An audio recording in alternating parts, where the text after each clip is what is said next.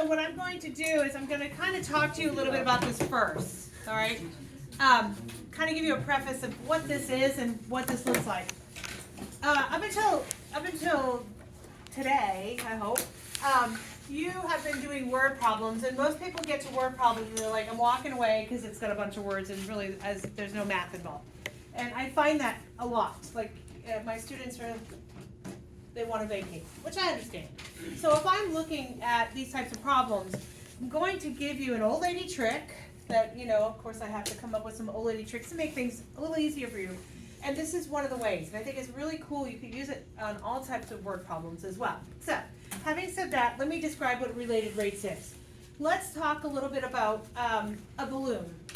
If I'm blowing air into a balloon, and I'm going to tell you more specifically, it's a spherical balloon. So what do I mean by a spherical balloon? Square. No. What does a spherical balloon look like? It's a round one, right? Balloons can be multiple sizes and shapes. You can have the long one that they make the clown things with, but a spherical balloon is just a round balloon. So you got that in your head, right? We're working with a spherical balloon. As I blow air into the balloon, I want you to tell me things that might change about it, okay? So give me something. The radius. The radius will indeed change. As I blow air into it, what happens to the radius? It expands. It gets larger, right? Okay. Does that change happen instantaneously, or does it happen over time? It is over time, right? I'm not Superwoman. I can't blow that balloon instantaneously, right? I can blow it and, well, I'll blow it. It'll take minutes for me to blow it. You guys can probably do it in seconds. But having said that, it's because I'm old. As I blow it, the increase of the radius. What happens if I have that balloon big and I let go of the bottom of it? It'll start to decrease. It'll get smaller. So what changes? Increasing or decreasing? What other things change about that balloon? The volume indeed changes. Very good. As I blow, it gets bigger. As I let loose, it goes less. Right? Good. Very good. Anything else? The surface area of it. The surface area of it. When we're talking three-dimensional, we talk surface area. When we talk the two-dimensional, we talk area, okay? But indeed, the area of that balloon gets larger or smaller depending on what we're doing with it. Anything else? Radius changes, surface area changes, volume changes. There's one more thing I'm thinking of. Diameter indeed changes. Diameter all the way across will change, increase or decrease. Are you guys cool? Let me give you another scenario, okay? You have a calm pond of water, right? You have water that's sitting there, it's glassy, you can go boating on it, right? So it's calm. And you take a rock and you throw it into that calm body of water. What happens? It splashes. I like that. Goes up a little bit, I guess. I see it over here. I see that it kind of goes up a little bit, but it does something. I think I see. Aubrey's got it over here. The water ripples and creates waves. Audrey, sorry. Yeah, the water ripples and makes waves, right? Yes. Okay, there's two that you guys sit right beside each other. One has a D, one has a B. I'm always like, okay, so it ripples. Okay, what they refer to that in math is concentric circles. Concentric means one after the other. Circles, we know, right? Circle, circle, circle, circle. Are you guys cool with that? Does it happen instantaneously? Through the rock in, ripple, ripple, ripple. It does not happen instantaneously. It happens over time. You guys cool with what I just said? Let me give you another instance. If I have a ladder leaning up against a wall. You guys cool so far? If the ladder top starts to slide down the wall, well, before I go there, what do I have as far as a shape? I have a right triangle. Good. Second pair, I said it's a triangle, but it's more specifically a right triangle. Very important. Because why is that important? What kind of things can come out of a right triangle? Well, we have formulas that we can play with the right triangle, right? The Pythagorean theorem, all that stuff, right? So, as this starts to fall down, what else is going to happen? the other side is gonna go up like that. The way. other side is gonna come out like that, right? So what is going to change about this triangle, okay? This guy is gonna do what? Decrease. It's gonna decrease. The height of it is going to decrease. What's gonna happen to this guy over here? Length. The length is going to go out, therefore increasing. You guys cool? What is the one constant in this thing, non-changing? Your hypotenuse, the ladder length, right? That ladder length is definitely not changing, unless it's a little giant and it gets small, whatever. So you have this thing, it comes down, it goes out, so you have things that are changing.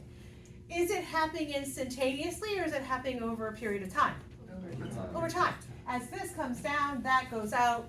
So if I'm looking at this as an axis, right? What would we refer to this as naturally? Why? The y value, right? What would we refer to this guy as? The x value. So what's happening to my y value? It's decreasing, right? It is, and I'm going to show you, it is changing over time. The change of the y value is happening over time, change of time. What do you think this guy is going to be labeled as? dx over dt. Dx over dt, indeed. So when I start to talk about things that are changing, when we took a basic derivative, we find dy over dx. Is everybody understanding what I just said? Dy over dx literally means the change of y over the change of x, okay? So now we're just referencing this out as a word type problem and we're figuring out things are changing over time. So you guys just told me when I threw a rock into a pond, I had concentric circles. What are the things that are changing of that circle over time? What could change in that circle? Diameter. You say diameter. So the change, I need a new pen. The change of the diameter over time. Beautiful. Anything else? What else can change? Radius can change. How am I going to write that? dr. dr over the change of time. Beautiful. Anything else? So it's, Area. would you agree with me it's two-dimensional? Yes. It's not like a balloon that you can hold up. It's on the surface. So it would just be the change of the area over time. You guys see where I'm going with this? Okay. So the first scenario that I gave you was the balloon. I'm blowing it up. What things could change? You guys told me in the beginning. dv. So the change of the volume over time. Beautiful. Anything else? Surface area? So we could do the surface area over time. Beautiful. Radius and diameter. All right. What we are going to be measuring today is change over time. Yes. Did you also have the circumference changing? Absolutely. I wonder if we're going to use the capital C with that. I think so, because it's like areas, capital A. Yeah. Yes, very good. All right, how do we feel so far? You haven't scared anyone away yet, yes? No, good. Okay, having said that, you guys all wrote this up when I first started taking, my attendance. So we're gonna discuss this. It's kind of a sad scenario, but it works. Oil is leaking from a pipeline under the sea, okay? A circular patch is formed on the surface. So you have this pipeline under the sea, has a pinhole in it, the oil leaks out, it comes to the surface, and what does it create? A circle. As more oil starts to come up, what happens to that circle? It gets bigger. As more oil comes up, what happens? Bigger. And it's always in a circular patch. How ironic. Okay. The radius of the patch increases. Circle, circle. Do you guys understand that the radius indeed does increase for that circle? By the way, radius is what? From what to what? From center to the edge, right? Okay. So the radius of the patch is increasing at a rate of 2 meters per hour. So I'm hoping this is considered a slow leak. Who knows? So as it comes up, 2 meters. So in 1 hour, my radius is 2 meters. In 2 hours, my radius is 4 meters. close to that. And then at 3 hours, my radius is, yeah, we're on a roll. Okay. Find the rate at which the area is increasing. Circle area, circle area, circle area, when the actual radius is 25 meters. Okay. Word problems, people walk away, typically. I come up with an old lady trick that really works every time. So, what we're going to do is we're going to take this problem and we're going to break it into parts. We're going to take this little problem and we're going to say, okay, how does this work for me? So, I'm first going to say, we need to write these three things down. Leave yourself space in between. The first guy is given, the second guy is the word equation, and the last thing you're going to do is find. Checking the problem, we're going to try to fill in what we think is given, what we think the equation will be, and what we're trying to find. Oil is leaking from a pipeline under the sea. Is that stuff that we need? Is that stuff that I need to write up here? Is there any numbers to this? No, so that's kind of like descriptive. I don't need that. Moving on. A circular patch is formed on the surface. Yet again, this seems very descriptive. However, there's something that's really important in that one phrase. Circular. Keep that in the back of your mind. We're going to be working with something that's a circle. Okay? The radius of the patch is increasing. What is this actually telling me? The radius is doing what? It's changing. It's increasing, right? And does it happen instantaneously? No. Absolutely not. So how do we describe the radius increasing over time? So we're going to say in our given column, what is changing? The radius. And how is it changing? Over time. And exactly what is the value of its change? 2.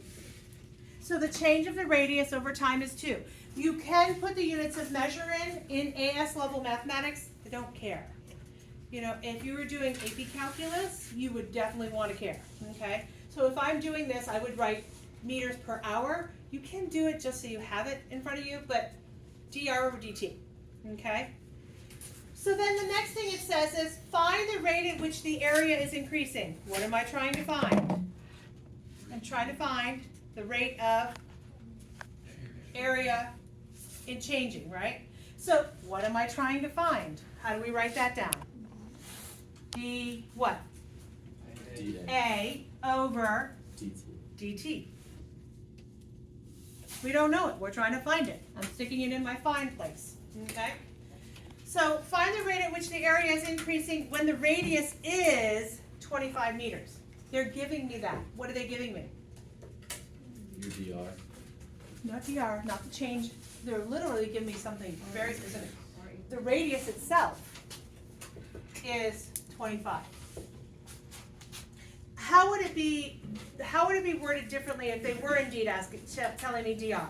They would be saying when the change of that radius is 25, right? But they're not changing it. They're not increasing it. They want to know at the instant that the radius is 25.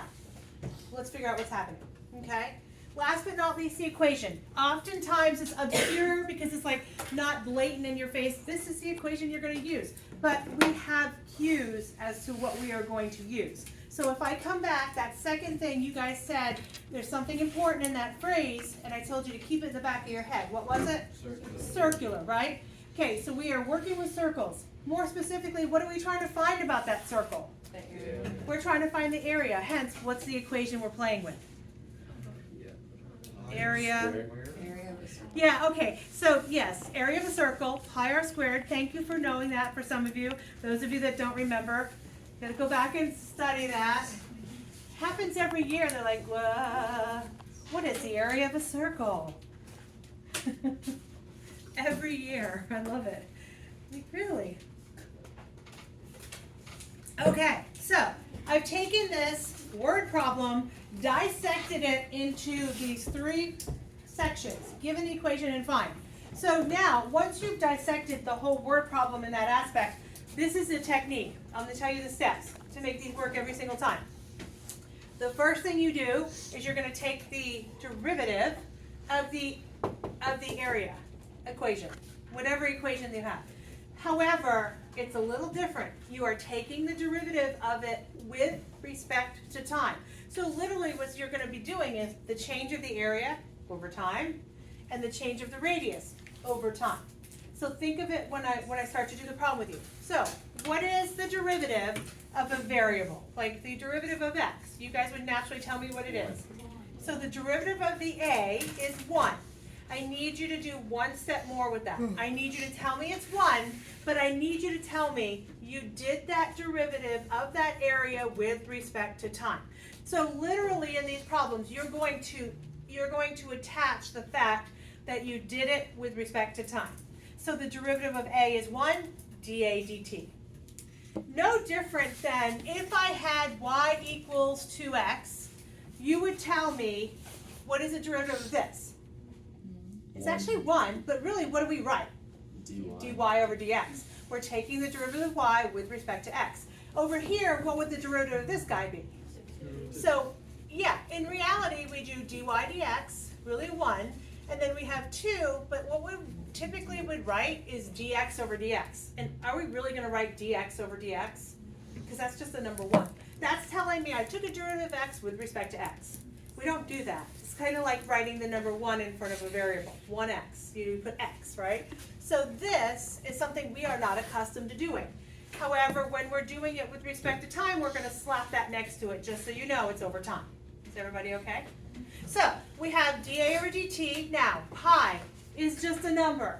The number we have just goes for the ride. We know that, just like it kind of did there, didn't really do it there because it was just to the first power. However, if I have a number, a constant, in front of a variable, I just bring it down. We call it bring it for the ride, okay? Now that we have that, what is the derivative of r squared? It is 2r.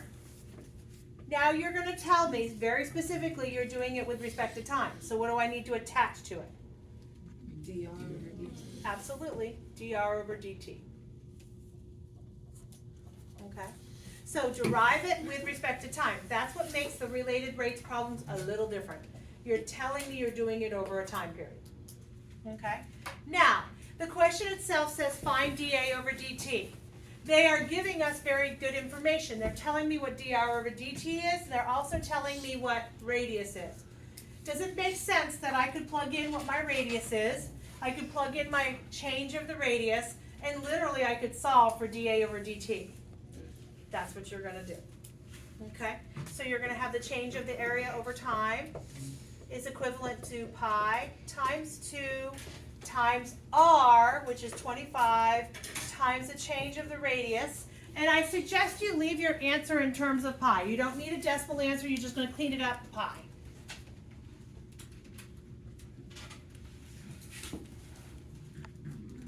Under pi is correct.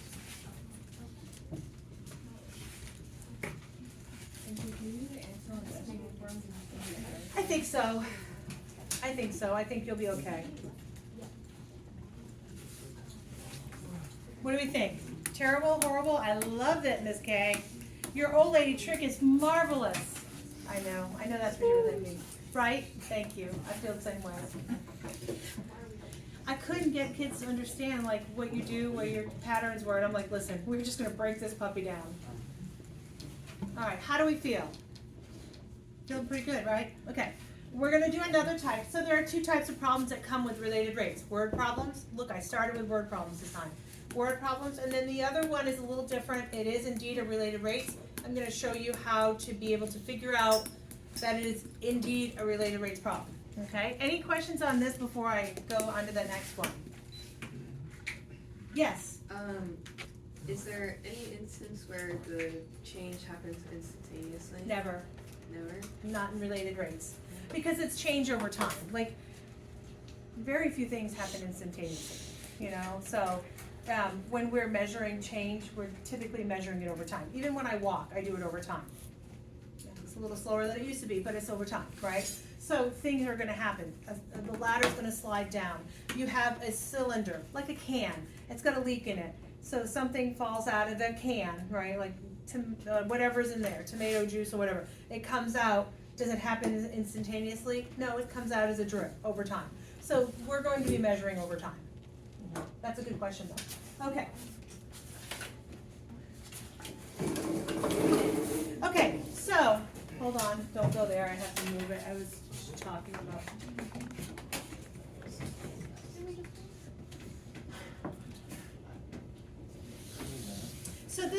prime example of the other type of related rates problem.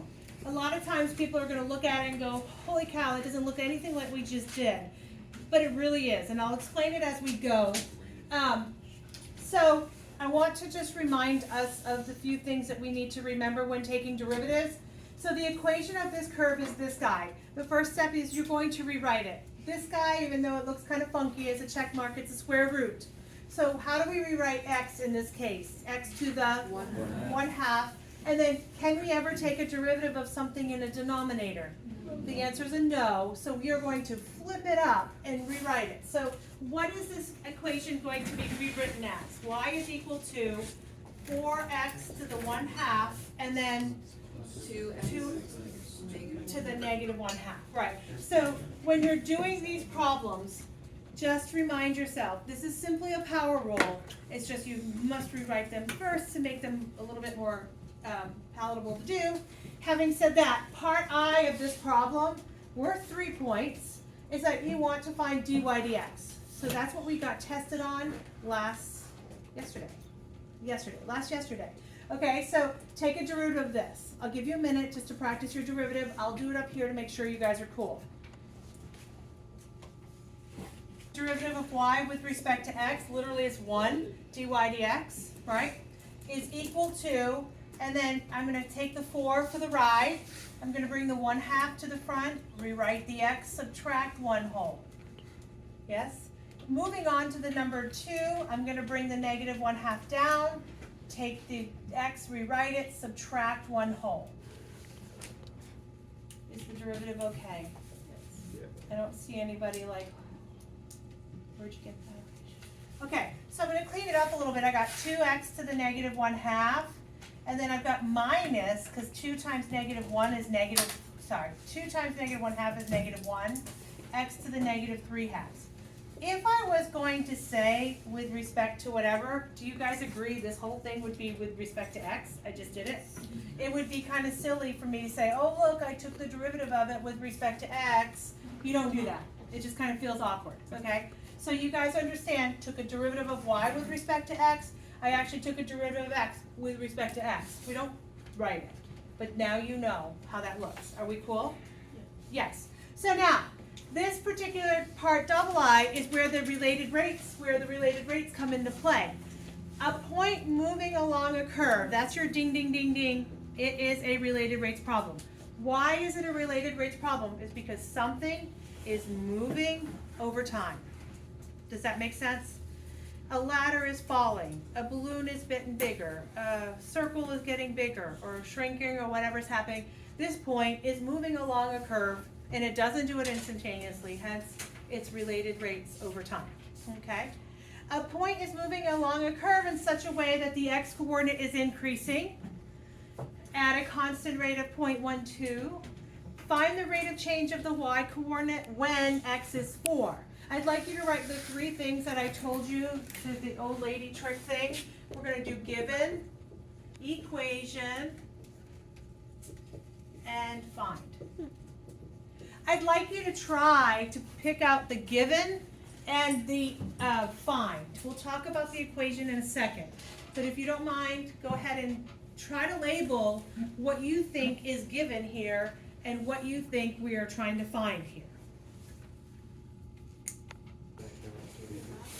What's given? dx over dt. Okay, so you're telling me the change of x over time is what? 0.12. Okay, good. What else is given? X is a square. Yay. Okay, what are we trying to find? All right, how does everybody feel about that? Good. Okay, the equation.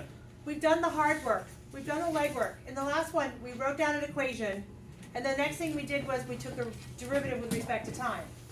We have an original equation with a derivative done. The only difference is we did it with respect to x over here. I want you to convert this answer to be with respect to time. So instead of dy dx, what would I put here? Uh-huh. And then what is the actual derivative? 2x to the negative 1/2. I can't read that far. Minus x to the negative 3/2. That's what we found a minute ago, yes? The only thing I need you to tell me is, you did it over time. So what am I gonna slap to the back of it? Close. dx over dt. Because it's a derivative of x. Are you feeling good? Yeah? Yeah. Okay. Now that you know all that, now that we've done the hard work, what do we do now? Plug in. Plug in dx is 0.12. Yo. Plug in x is 4.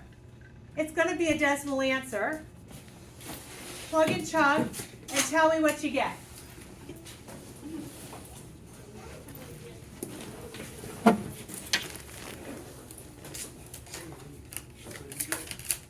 Well, I didn't put it in my calculator, but that's.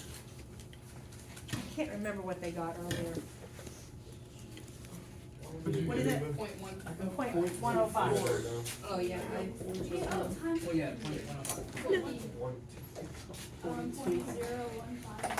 0.105.